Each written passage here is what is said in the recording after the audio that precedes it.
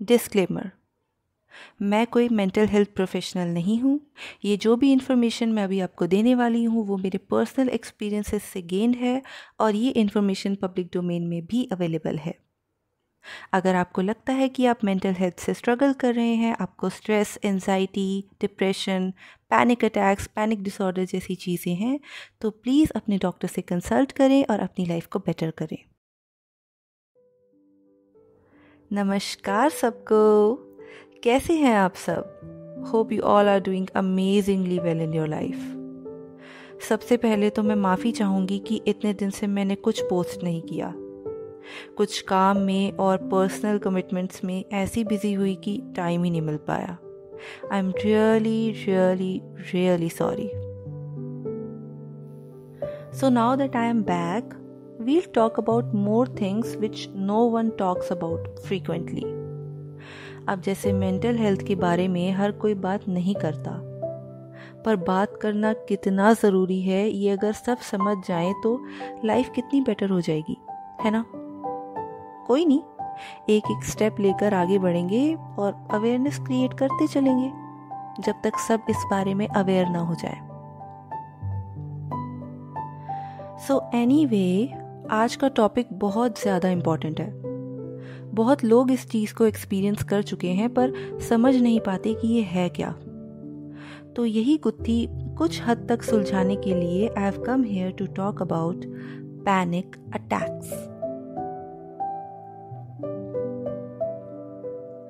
Panic का मतलब क्या है?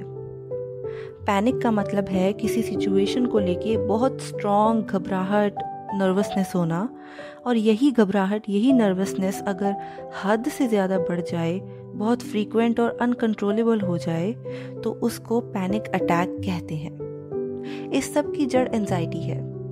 एंजाइटी किससे आती है? स्ट्रेस से। आपको स्ट्रेस होता है, आपको एंजाइटी होती है, एंजाइटी से आपको पैनिक अटैक्स आते हैं, और अगर यही पैनिक अटैक्स आपको बार बार आए तो उसको पैनिक डिसऑर्डर कहते हैं। फ्रीक्वेंट पैनिक अटैक्स का आना एक डिसऑर्डर बन जाता है। पैनिक अटैक एक तरह का फियर रिस्पॉन्स होता है किसी डेंजर को, स्ट्रेस को या एक्साइटमेंट को फेस करने के लिए। पैनिक अटैक्स काफ़ी सिचुएशन से ट्रिगर हो सकते हैं, जैसे कोई ऐसी सिचुएशन जो बहुत इंपॉर्टेंट हो या कोई ऐसा इवेंट जो थोड़ा प्रॉब्लमेटिक हो, वगैरह वगैरह। कोई भी चीज़ जो आपकी एंजाइटी को ट्रिगर करती हो वो पैनिक अटैक को ट्रिगर कर सकती है। पैनिक अटैक्स का इफेक्ट बहुत इंटेंस होता है। ऑलमोस्ट ऐसा लगता है जैसे you are about to choke and die, आपका दम घुट जाएगा एंड यू विल डाई। या ऐसा लगता है that you are getting a heart attack, but ऐसा कुछ होता नहीं है। वो एंजाइटी का रिस्पॉन्स इतना अनकंट्रोलेबल और इतना इंटेंस होता है कि वो पैनिक अटैक बन जाता है, और उसके जो सिम्टम्स होते हैं वो कुछ ऐसे होते हैं जो आपको ऐसा लगता है कि शायद हार्ट अटैक है, या शायद आपका दम घुट रहा है, या पता नहीं क्या क्या, बहुत गलत गलत ख्याल आते हैं, बट वो होता ट्रिगर एंजाइटी से ही है। पैनिक अटैक्स के सिम्टम्स एंजाइटी जैसे ही होते हैं, जैसे चेस्ट पेन होना और सांस घुटना, घबराहट होना, आपकी धड़कन बहुत तेज़ हो जाना, और आपके आसपास की सिचुएशन आपको बहुत अनरियल लग सकती है। जैसे जो भी आपके आसपास है, जब आपको पैनिक अटैक हो रहा है तो आपको ऐसा लगेगा कि आपके आसपास की सारी चीज़ें सच नहीं है, बहुत अलग है, अनरियल है।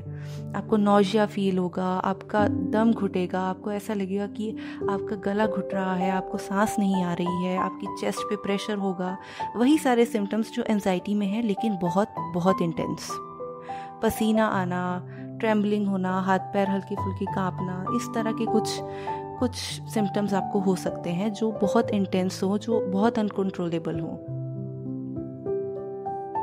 Excessive stress, anxiety, family history panic attacks की, कोई ट्रॉमेटिक इवेंट जैसे किसी अपने का दुनिया से चले जाना, या कोई एक्सीडेंट, कोई लाइफ में बड़े चेंजेस होने को लेकर स्ट्रेस होना पैनिक अटैक्स को ट्रिगर कर सकता है। कोई भी चीज़ जो आपको बहुत ज़्यादा, बहुत लार्ज अमाउंट में स्ट्रेस दे रही है, एंजाइटी दे रही है, एंशियस कर रही है, वो चीज़ आपके पैनिक अटैक को ट्रिगर कर सकती है। पैनिक अटैक्स थोड़ी देर के लिए ही सही, पर एक्सट्रीम मेंटल और फिजिकल स्ट्रेस दे जाते हैं। और जिनके साथ ऐसा होता है, जिनको पैनिक अटैक्स आते हैं, उनको यही फिक्र रहती है कि अगला पैनिक अटैक पता नहीं कब आ जाए। अब देखिए, एंजाइटी लोगों को अलग अलग तरह से होती है। किसी को सोशल एंजाइटी है, किसी को स्ट्रेस से इंड्यूस्ड एंजाइटी है, किसी भी तरह की घबराहट है। अब कोई भी ऐसी इंटेंस सिचुएशन आपके सामने आ जाए और आपको पैनिक अटैक्स आते हो, तो आपके मन में एक फियर रहता है कि अब मेरे साथ फिर से ऐसा ना हो जाए, फिर मुझे पैनिक अटैक ना आ जाए। तो वो एक डर, एक घबराहट, एक फियर मन में हमेशा रहता है कि अगला पैनिक अटैक कब आएगा।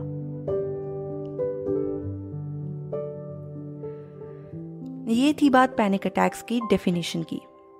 अब बात करते हैं इसके ट्रीटमेंट की।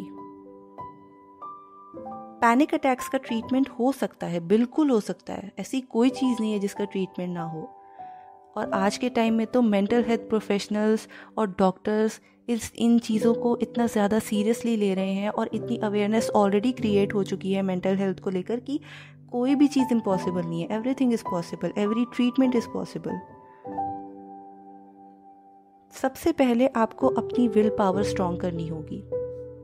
किसी भी तरह के ट्रीटमेंट से पहले मेंटल हेल्थ से रिलेटेड खासकर आपको अपने आप को अंदर से स्ट्रॉन्ग करना होगा। आपको एड्रेस करना होगा कि हाँ, मुझे ये प्रॉब्लम है, मुझे पैनिक अटैक्स आते हैं, मुझे अब हेल्प की ज़रूरत है।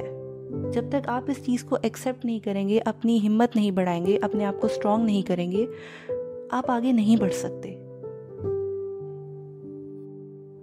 पैनिक अटैक्स, एंजाइटी या किसी भी तरह के स्ट्रेस को डील करने के लिए आपको सबसे पहले अपने आप को स्ट्रॉन्ग करके इनिशिएटिव लेना होगा। अपने आप को समझाना होगा that you need help in this, और उसके लिए आप सबसे पहले खुद से कोशिश कर सकते हैं। For that you can use some self help techniques, जैसे सबसे पहले अल्कोहल, कैफीन और स्मोकिंग जैसी चीज़ों से दूर रहें। जी, कैफीन, स्मोकिंग और अल्कोहल कंजप्शन आपकी सिचुएशन बहुत ख़राब कर सकती है, because these are the triggers for panic attacks. ये 3 चीज़ें आपके पैनिक अटैक्स को ट्रिगर कर सकती है, आपके स्ट्रेस को बढ़ा सकती है, आपकी एंजाइटी को फ्यूल कर सकती हैं। तो जितना हो सके इन 3 चीज़ों से दूर रहें। सेकेंड ऑफ ऑल, कोशिश कीजिए कि 8 घंटे की नींद का शेड्यूल आप मेंटेन करें। अपनी नींद ज़रूर पूरी करें। अपने आप को स्ट्रेस फ्री रखने के लिए बहुत ज़रूरी है कि आपका माइंड रिलैक्स हो, क्योंकि अगर आपका माइंड स्ट्रेस्ड होगा, आपका माइंड फंक्शनल नहीं होगा, फ्रेश नहीं होगा, तो आपके सारे डिसीजंस, जजमेंट्स क्लाउडेड रहेंगे हमेशा। आप सही से कुछ डिसाइड नहीं कर पाएंगे, आपके माइंड में स्ट्रेस बढ़ता जाएगा, which is not good for your mental health. तो कोशिश कीजिए कि 8 घंटे की नींद का शेड्यूल आप मेंटेन कीजिए, अपनी नींद पूरी कीजिए। माइंड को फंक्शनल और फ्रेश रखने के लिए नींद पूरी होना बहुत बहुत ज़रूरी है। साथ ही साथ आप रेगुलर एक्सरसाइज, योगा और ब्रीदिंग एक्सरसाइज को अपनी लाइफ में इंक्लूड करें। कोशिश यही होनी चाहिए कि लाइफस्टाइल चेंजेस से पैनिक अटैक्स और एंजाइटी को कंट्रोल किया जाए। जितना हो सके खुद की हेल्प से अपने स्ट्रेस को दूर करें। लेकिन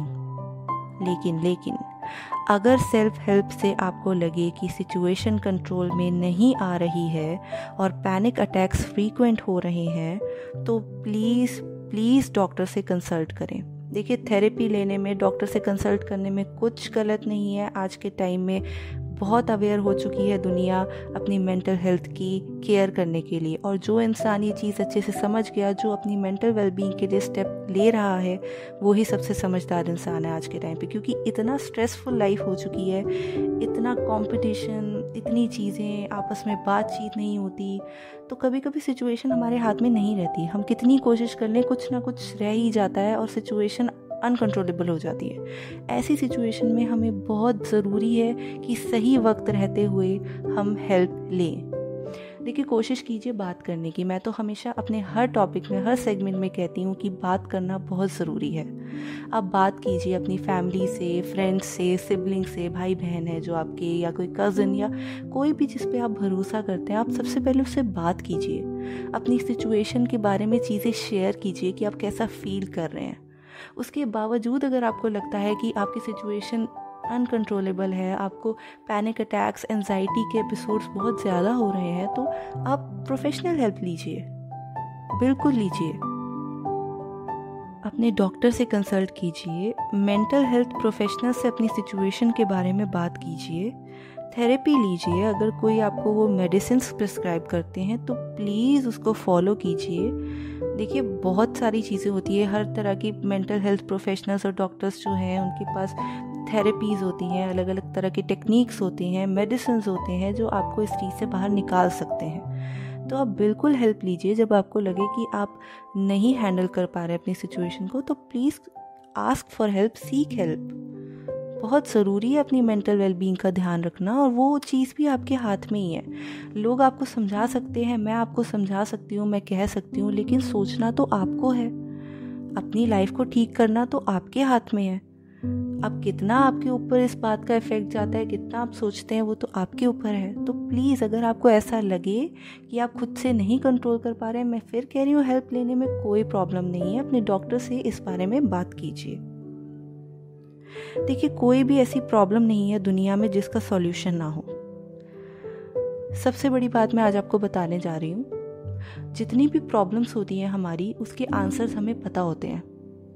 हम जो सोचते हैं, हमारी जो प्रॉब्लम्स हैं, हमारी जो टेंशन्स हैं, उन सब के आंसर्स हमें पता है। हमें हर सॉल्यूशन पता है, हमें पता है कि किस सिचुएशन में क्या करना चाहिए, लेकिन हम उसको अप्लाई नहीं कर पाते क्योंकि हमारी विल पावर स्ट्रांग नहीं होती। और उसी चीज़ को स्ट्रॉन्ग करने के लिए बात करना, अपने अंदर जो दबी हुई चीज़ें हैं, जो बातें हैं, जो फीलिंग्स हैं, उनको बाहर निकालना बहुत ज़रूरी है। क्योंकि ये चीज़ें, जब तक आपका मन हल्का नहीं होगा, आप ज़िंदगी में आगे नहीं बढ़ पाएंगे। अगर आपको पुरानी चीज़ें, पिछली बातें, पिछले ट्रॉमास, स्ट्रेस, ऐसी चीज़ें अगर सब पीछे खींचेंगे तो आप अच्छा फ्यूचर कैसे बना पाएंगे। तो हर चीज़ का सॉल्यूशन हमारे पास है, बस हमको थोड़ा ध्यान देने की ज़रूरत है। ज़िंदगी को खूबसूरत बनाने के बहुत से रास्ते हैं, बस पहला कदम आपको उठाना होगा। देखिए, हिम्मत तो आपको ही करनी होगी अपनी बेहतर लाइफ के लिए। स्टैंड लीजिए और फिर देखिए लाइफ कितनी सुंदर हो जाती है। तो ये थी कहानी पैनिक अटैक्स की। आई होप कुछ क्लैरिटी आप लोग को आ पाई होगी। अगर आपको ऐसा एपिसोड, कभी एंजाइटी का या पैनिक अटैक का ऐसा एपिसोड हुआ है आपके साथ, तो शायद आप कुछ समझ पाए होंगे कि ये क्या है और कैसे इसको हम ठीक कर सकते हैं खुद की हेल्प से। कोशिश कीजिए खुद से ठीक हो, नहीं होता डॉक्टर से हेल्प लीजिए। हर चीज़ का सॉल्यूशन है, बस आपको खुद को समझाना होगा, एक्सेप्ट करना होगा। अपनी लाइफ को अच्छा बनाने के लिए आपको डिसीजन लेना होगा, and everything will be fine. Everything's gonna be alright, everything's gonna be fine. You just have to be strong and go for it. तो मैं चलती हूँ, जल्दी लौटूंगी, एंड इस बार पक्का जल्दी लौटूंगी एक अच्छे से रियल टॉपिक के साथ। And I am really sorry मैं इतने दिनों से इनएक्टिव थी, बट आई प्रॉमिस कि अब से मैं कोशिश करूँगी कि मैं बहुत ज़्यादा एक्टिव रहूँ। सो एडियोस एवरीबॉडी, खुश रहिए, स्वस्थ रहिए, और अपनी मेंटल हेल्थ को प्लीज़ सीरियसली लीजिए, स्ट्रेस फ्री रहिए। बस ज़िंदगी ऐसी ही प्यारी सी कटती रहेगी। सी या, बाय बाय।